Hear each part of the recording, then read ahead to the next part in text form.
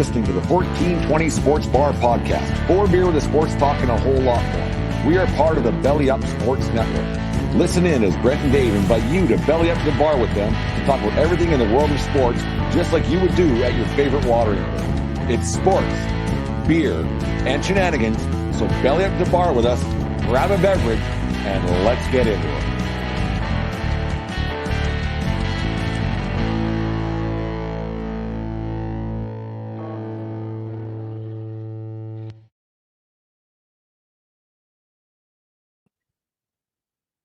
The 1420 Sports Bar Podcast, show 291 on this April 3rd, 2023. Tonight's show is brought to you by Caldera Lab. Use promo code 1420lab at calderalab.com and get yourself 20%. Their men's skincare products, a new sponsor provided to us by Belly Up Sports. And remember, we are a part of the Belly Up Sports Network. Before we get going here, I just want to thanks to Jim at the Fan of the Van for joining us yesterday for a 2-hour super episode, 2-hour that it's out today, so make sure you guys listen to that. But Jim was smoking his big old cigar in the van the entire time. So thank you very much, Jim, for joining us. Like I said, it was a great show, great conversation, 16 months in the making. Had a lot of fun doing that. You know, it was a 2-hour episode. Felt like 20 minutes. Yeah. Good God. Maybe it was because I didn't crack my first beer till we were an hour in, because 10 o'clock on a Sunday is a little bit early, even for me. And so, but nonetheless, I had a great time. It lived up to expectations in my mind, and we left a lot on the table. We could have gone for 4, but so we're looking forward to having Jim, Fan of the Van, back with us again one day soon. Yeah, he's a man of the people, Jim. He's out and about everywhere else at South Shore Cigars and everything else. No, Jim's a great guy. Thank you very much once again to Jim for the Fan of the Van.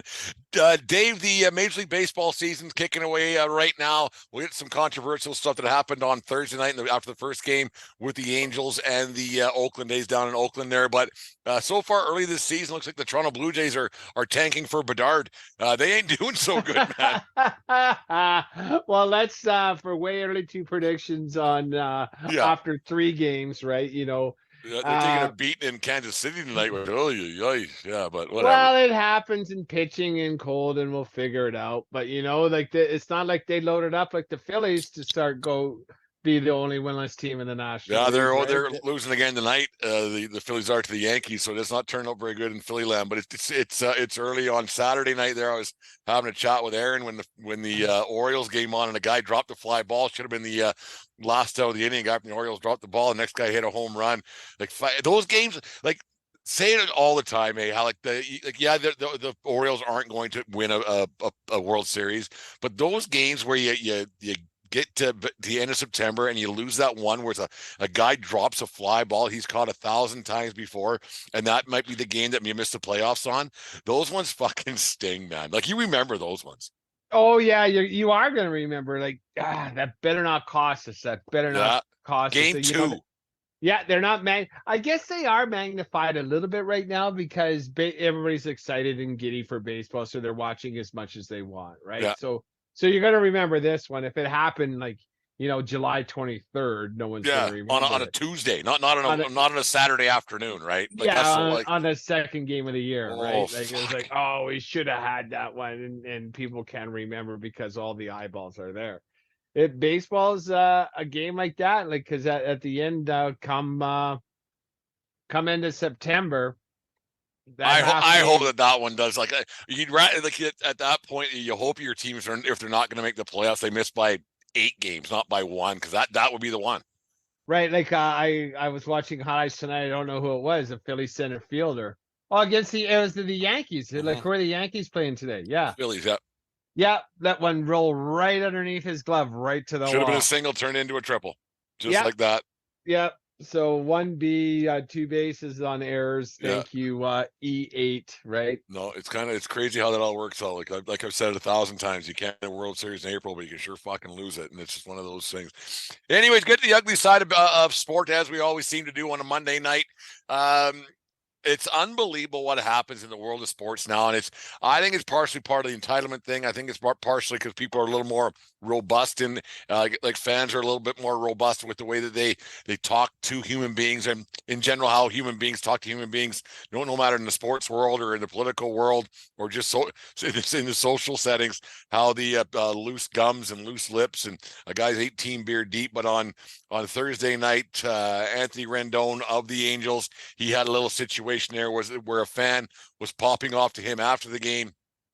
He went over, grabbed the guy, said something to him, blah, blah, blah. Apparently he called him the fan called him a bitch, and that got him mad. That's why he went over there originally to this fan and confronted this guy and said something anyway. So Rendon, he got himself a 5-game suspension today from Major League Baseball that he said he's not going to appeal, which is probably a smart thing, because I don't think 5 games is nearly enough.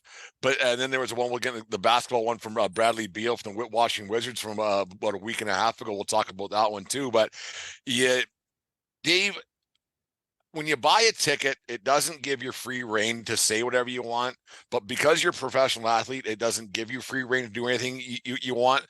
What's your take on the situation with the guys? Because fans can be a little bit rambunctious. I get it, but there is never a reason for a player to confront a fan. They can just go through the tunnel, go sit down, and that's it. And they're in their limousine, or they're in there on the bus going to the hotel after the game. What's your take on that?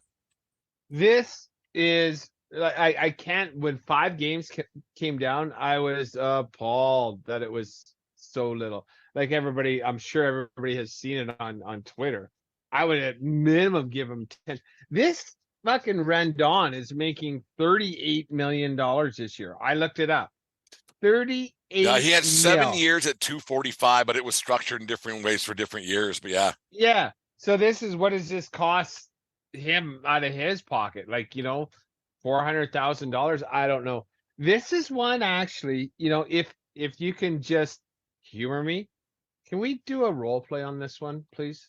We can, if you would like. Oh yeah. So like, if I can play the role of like GM or assistant GM or whatever, and you can play the role of Rendon. Is this this morning, or is this on Friday after the game? Whenever. Friday after the game. Okay, so the game was Thursday night. Friday morning, we go for batting practice or going to the hotel or whatever it was. You call me into the office, and yeah, what do you need, Skip? Or general manager Archie Winters. Yeah. Okay. So Tony, it's okay. I call you Tony, isn't it? Yeah, you stroking the checks, man. Say whatever you want. Okay. Hey, Tony, take a seat. Like I saw a clip where you grabbed that fan by the scruff of the neck in Oakland. Is that what happened? Yeah, probably not the best judgment of mine, but he was popping off, and we had a tough start, and I was a little revved up, and the guy was he was 14 Michelob Lights deep, I think, and I don't know, I probably shouldn't have, but it'll go away. I mean, it's early in the season. No one, and it was in Oakland. No one's watching anyways. Okay, well, it's all over the place on social media, and apparently you were mad at him because he called you a bitch, right? That's what you said, Tony, right? He called you a bitch. If you want to break it down to the simplistic form of what happened, yeah, I guess that's pretty accurate. Tony, do you know what war is? Well, I studied in school, but it's no, like war in baseball analytics. Do you know what that is? Oh, war! Oh, that war, like wins above replacement. Yeah. Yeah. Okay. Do you know what your war was last year, Tony? I know I didn't have the best of season. That's for sure, and the team didn't really succeed. But it's not really all my fault. Like the team wasn't that good either. Like it's not just your war. Your war was zero. Your war was zero, and I'm paying you $38 million, right? So if this fan would have called you an overpriced piece of shit, would you have been okay with that?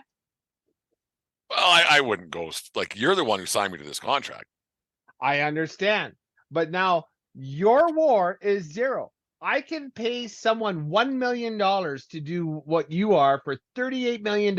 And you have the fucking audacity in game fucking 3 on the road to lay your hands on the fan for calling you a bitch. Fucking grow the fuck up. You've been in this league way too fucking long. you made more money than Otani last year. That guy is way better than you. You're making more than Otani this year. And you're getting pissy and mad because someone called you a bitch when I could replace you talent-wise for someone making $1 million.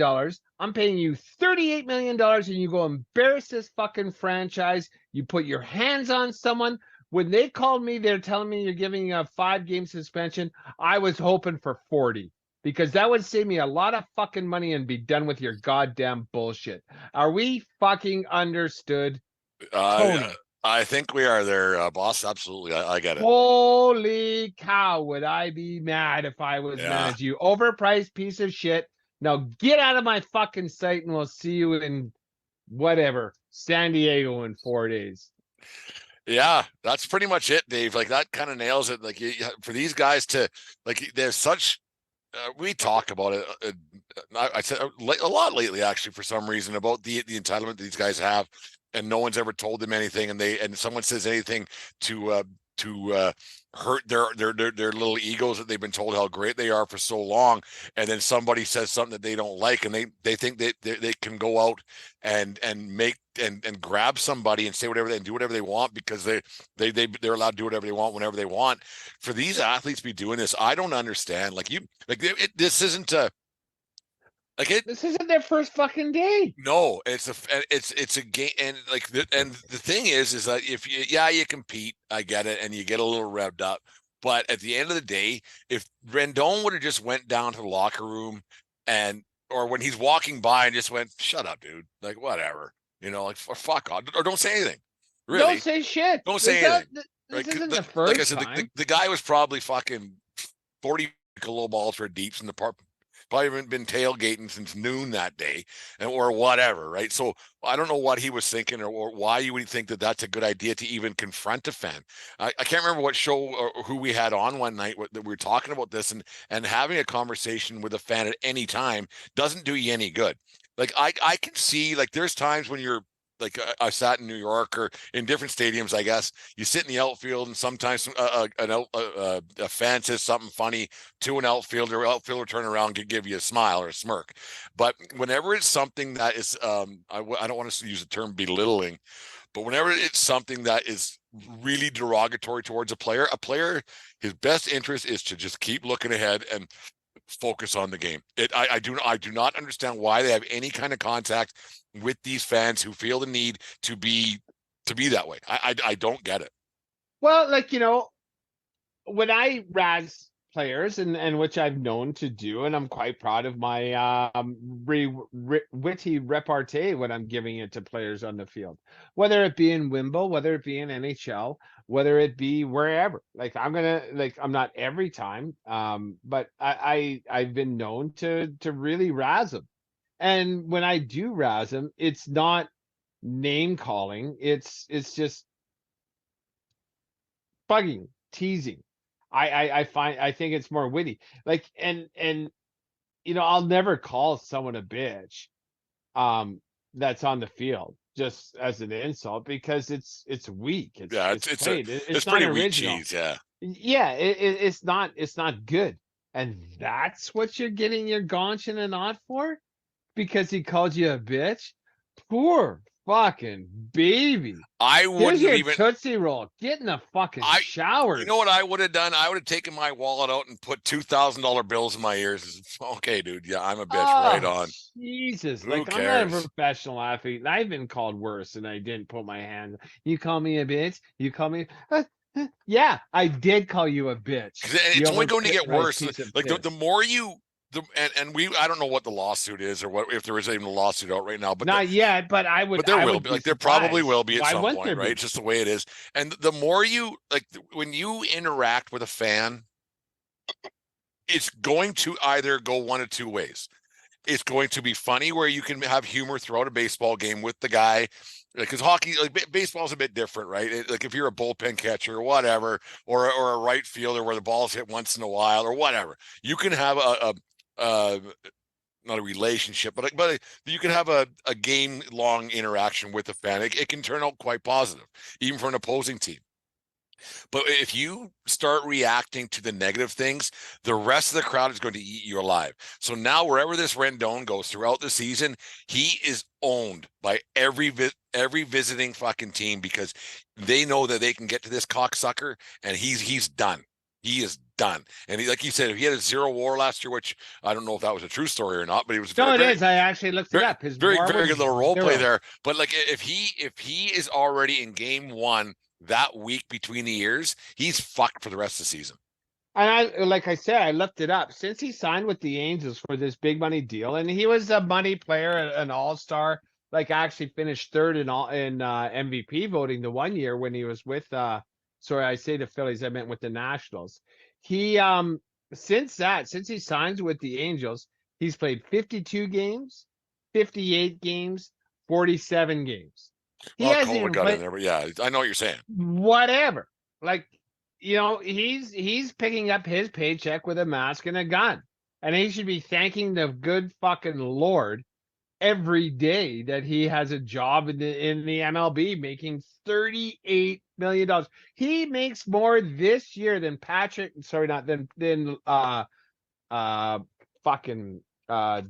Lamar Jackson has in his career. He's making more this year than Lamar Jackson. And Lamar Jackson's a hell of a lot better at his sport than you are at yours. So you better fucking check yourself, figure it out, and start being a productive player again. Like it's just if that's what set him off as being called a bitch, let's get into the Bradley Berry one where I guess it was like basketball fans, and when you're courtside, they're right there, like they're right beside you, and it'd be hard not to acknowledge those guys because they're right beside you, right? And there's no glass, there's no partition, there's no fence, there's no nothing separating you from the fans. The fans could probably, because you're only a couple feet away from a guy at some point, right? And it's all game long. And apparently he got called a bitch, and they were yelling at him all game long. And then at the end of the game, he said the fan, whoever it was, said something. There's two of them that were a little bit rambunctious throughout the game. Said something about, "You lost me $1,300, you bitch," on FanDuel or whatever the hell it was, and he took offense to that, went over to these two fans, knocked the one guy's hat off and said something back to them, had to be broken up by the managers and everything else, and was on their merry way. Why? Like, I don't just go to your locker room. I don't get it either because, you know, this player, I'm assuming he played at least 1 or 2 years in college. College trash talk is epic. Like they'll do a deep dive in your social media. They'll find your Instagram. They'll find your thing. Like I've read stories about how they set up blind dates for these guys and like totally catfish them.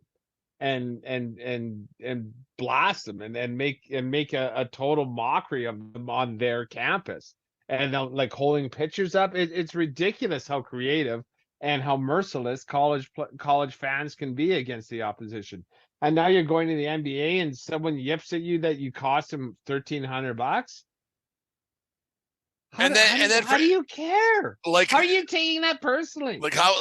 Well, he was mean all game. You entitled little prick. And these bastards, this guy probably makes 40 sheets a year. So why didn't he just go to the locker room, get $1,300 out of his thing, go, "Here, sorry, man, fuck off." That's a way better story, right? Go to sleep and put your rest of your head on that pillowcase full of hundies. Yeah. And then wrap yourself in the goose down super silk thing and have a good night's sleep. To be knowing that you're not that guy.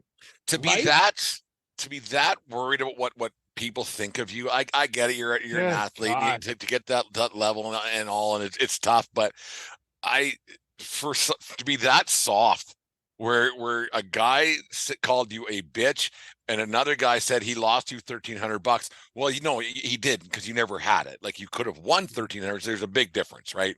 And like, it's to have that kind of a statement, and that's what sets you off. It might be not a career ender, but you don't know, like when you flip your hand up and all of a sudden your finger goes in that guy's eyeball or something, right? Like, worst case scenario, like this, just think worst case scenario. Like, he pokes that guy's eye. Oh, you got one fuck of a problem. And if you have this much money in the bank, guess what that lawyer's getting? That much money out of your bank. Like, and that's just the way it is, and that's the way it works down in the States, and it would work some, not a little bit here in our country, but not nearly as much. But it could go sideways for these guys, and with that much money, and you have ambulance chasers who go after these kind of guys, right? And that's their jobs. That's their jobs. And like, to what end? What's the best case scenario when you as an athlete go after a fan, whether it be verbally or whether it be physically, not laying a beat down or anything. We're not talking Malice in the Palace here. But if you put your hands on them, whether it be flicking a hat or grabbing them by the sweatshirt and getting in their face a little bit, how does that help you at all? I don't get it. I don't get it at all. And especially Rendon, like, he's been in the league 11 years. He should know better.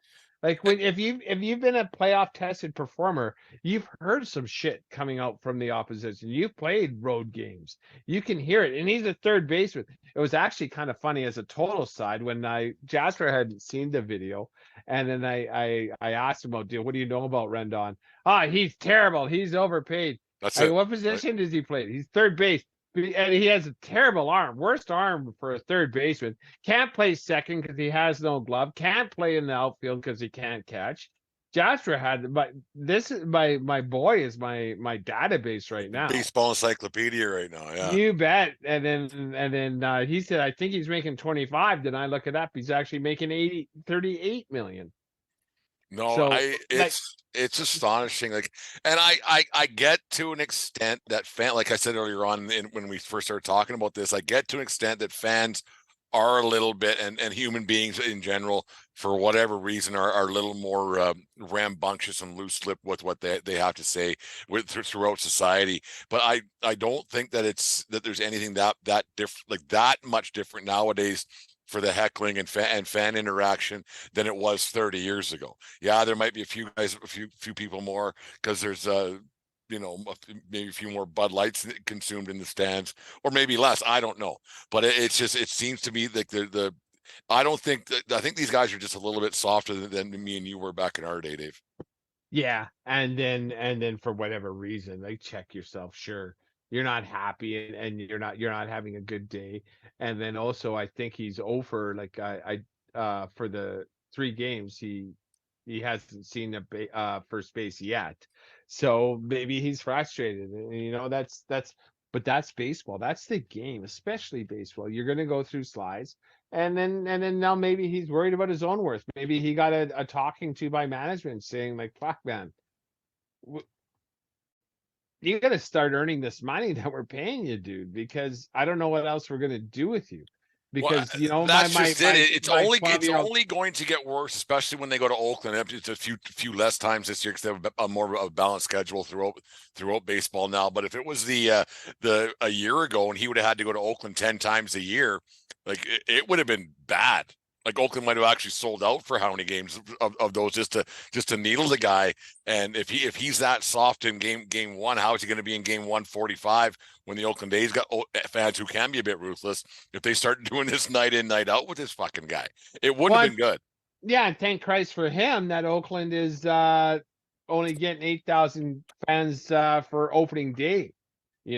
Like you say, I think that a whopping 22,000 for opening day, but it probably got down to 8,000 next night. Yeah. So yeah. So what happens when he goes to Seattle, right? Like, who's in division, and now that they know this guy can be razzed a little bit, and it's a divisional game, right? You reap what you sow, and just smarten the fuck up, and then also, like, it just once again makes me scratch my head as to who's running the Angels, right? So this Rendon he's the second highest paid player on the team. He's making more than Ohtani this year. Yeah. Right. And so Trout's the only guy making more money than him. So between Trout, Rendon, and Ohtani, there's $100 million, and they still are this bad. Like, they're going to be officially out of the playoff race by next Friday. Yeah, they got a couple more weeks, right? Yeah, it doesn't make sense. The softness between these guys' ears and the entitlement. You can't talk to me that way. My mom said so. Well, you know what? Like when like it's not an open platform for fans to say whatever they want, and I get that. But from what the reports are, that it was pretty nothing, dude. You called me a bitch. All right, bitch. Ooh. Like how many times did you call a Ooh. bitch in the dressing room throughout the day or the locker room throughout the year? Right? Oh, come Yeah. on, bitch. Hey, bitch. Okay. You overpriced piece of shit, right? Yeah, like What it's what do you prefer? Because overpriced piece of shit is true, yeah. and OP and a And now bitch he is a and bitch, yeah, right? So he yeah, actually proved that fan right yeah, when it comes down to it. yeah. So instead of an overpriced piece of shit, now you're an overpriced bitch. Yeah. Okay, so like, do So all of something. it. Start proving somebody wrong someplace, or else go home and we'll release you and Well, yeah, I was listening to something the pay other you till day, and you're 58. ex Mets manager Steve Phillips, he was on some show, and he said, yeah, there's something wrong with that Mets organization, because, or not the Mets, the Angels organization, because they need pitching, so they'll go out and sign Rendon to $38 million. Like, it just doesn't make sense, and that's the Angels, right? It's just how they are. It's Mm-hmm. just go get the shiny toy that's on the market and go from there. It's just how they are. Baseball's a funny thing. It's a funny thing. And then that basketball player, they got to know. They just got to know better. And especially, and with everything that goes on with guys like looking for money, and then you hear of other stories where there's women looking for paternity suits, and a lot of, like, on and on and on. These guys and hockey players, I listen that, like, it's going to drag a little bit, but like you see how guys don't go out anymore. They don't have fun anymore after games. They go to the hotel, and that's it. And they play video games because everybody's got their phone out. They're taking pictures, and if you do anything wrong, someone's looking to capitalize on what you may or may have not done. And for these two athletes to go out of their way when actual cameras are on, it, like, and not just a fucking iPhone 12 or whatever the fuck's out there now. For these guys to not understand that, I don't get it, because, like I said, like, hockey players, they say, yeah, we just don't. We just, yeah, we do once in a while, but every time we do go out, there's something fucking goes out. Or if we do go out, it's every phone is in a basket, or we just don't, or whatever it is. It's a private party. We're in hotel rooms more. We don't go to bars, just because everybody's looking to capitalize on something that we might do stupid. And at the end of the day, they're not kids, but they're young, right? And Oh yeah, they're 20. Like, I would say, what, they're in their 20s, and 75%? they're Yeah, under 100% of them are under the age of 35. yeah. Right. So you think of all the dumb things you did under the age of 35 and down, and if you had $100 million in the bank, you could just imagine, right? So yeah, there you go. The blue one in the door. So you just go, yeah. You wonder why a guy would think it's a good idea to go and interact with a fan in a negative fashion like that. And what is going Just through your not head? worth it. Yeah, Yeah, exactly. Right. it doesn't make any sense. It doesn't make any And, sense at all. that would be a business plan, right? If you had, just uh professional speakeasies, right? Like, so, like, it's a non-licensed club that you have members and everything, phones at the door, and this is where athletes are going to hang out after games I and will shit take like care that of when you. they're in town. Don't Yeah, advertise it, but you tell the secretary to the traveling agent, blah, the George Costanzas of the world, and those guys, right? Like, you yeah. tell them, okay, I will take care of it, city to city. This is what's going to happen, so the guys can go for a few beers and blah blah blah. There won't be anybody else in there. Invite only, but your players will tell me who they want. And there's going to be a Yeah. certain passcode or whatever it's going to be to make sure it's secure, because it would be like, you remember back, and like, this is kind of aging ourselves a little bit, Dave, but you remember, like, we would roll into Cowboys on a Wednesday or a Thursday night, and you would see fucking NHL guys crawling around in Oh Calgary at yeah. different bars, right? Like, I've seen multiple guys. I've seen Kiprusoff gunned out of his skull the night before a game, right? And it's just what ours. They're human beings with some money in their pocket, and nobody cares. There's no phones back then, right?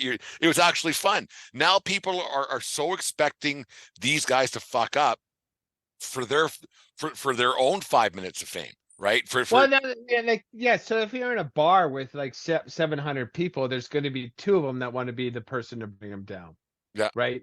that's all it Whereas takes. as opposed to be, when we were in our 20s, like, we are just happy to be sharing air with professional Well, there's hockey that guy players, over there. right? Look how Like, hammered he is. oh Or there's yeah, that guy. yeah. Like, it's just With the cool. Oilers on White Avenue after games, Yeah. right? Like I've seen Smitty and LaRock and Yeah. stuff, and it was cool. And I'm not saying I wouldn't. No, yeah, I probably wouldn't because I'm not a pitcher guy. Like I'm not a jock sniffer to that note, but I would definitely be telling the story and shit like that. I 100% wouldn't walk up to a guy in a drinking establishment or a restaurant and ask for a picture. Like I 100% would not. Like I know I would not do that. I wouldn't take a picture across the room if he was sitting there. I know I would not do that. But like you just said, I would tell you. I would tell you on. I wouldn't even bring it on the show. Actually, I would tell you like off air or wherever. Guess who I saw? Yeah. Yeah, I saw. Yeah, we saw that fucking guy. But I wouldn't make it public. Yeah, but Because they just want to have a good time too, right? And I think they're entitled to that as well. I mean, exactly. I'm sure they're fine. But if a group of them wants to go out and have a good time, I don't see why there's a problem and why people look for trouble with that. Because there is.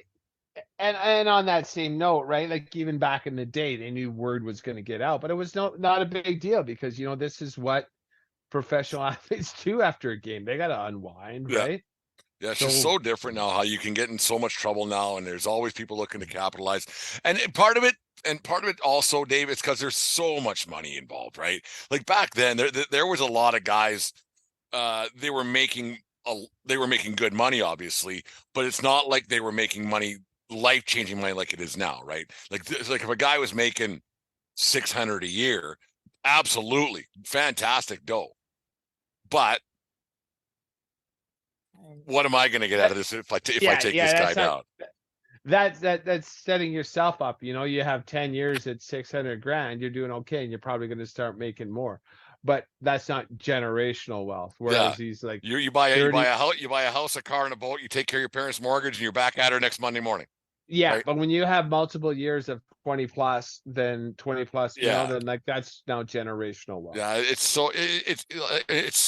funny how it's changed over the years because of money and the way and how guys seem to be a little bit dumber now compared to what they were 20 years ago. Not the Malice in the Palace, but that was an extreme situation. That one was. That was just some lunacy between players and fan base and everything else. Like that one went absolutely off the rails. Yeah, did you watch that one on Netflix? It was unreal, crazy. Yeah. Sorry, go ahead. Sorry, go ahead. Well, no, and I was saying, like, aside from the money of the athletes that are maybe wanting to go out and let their hair down, it's the recording devices in every single person's pocket. Everybody's hand. When you're out, right? So if we put that generational wealth in those players' pockets, but move it back 20 years ago when we were out barring and doing that kind of thing as well, we didn't have only half of us had a cell phone, and you weren't taking pictures with it. The battery was usually dead by that point. Right, yeah, you had to push, remember a text, you would have to push 2, predictive text and fuck. Texting was a chore. It was ridiculous how bad. Well, bad. We were just happy to have a fucking phone. Yeah. But you didn't want to go over the slim battery and the fat battery or whatever it was. Yeah, fucking ridiculous how it playing Snake. It's just crazy. Absolutely crazy. It's just 36-24 Connecticut over San Diego at the half. Kind of seen that one coming a little bit. Yeah, you never know though. Second half things can change in NCAA basketball. Anyways, the 1420 Sports Bar podcast. This segment is brought to you by Caldera Lab. Science-backed skincare perfected. Use promo code 1420lab at calderalab.com for 20% off their men's skincare products today. They've actually they're going to send out a couple of boxes of shaving soap. Do they have shaving soap? No, it's actually there's a cream, there's a soap, and a drops to make your skin look and get that youthful exuberance back in your grill, back in your mug, Dave.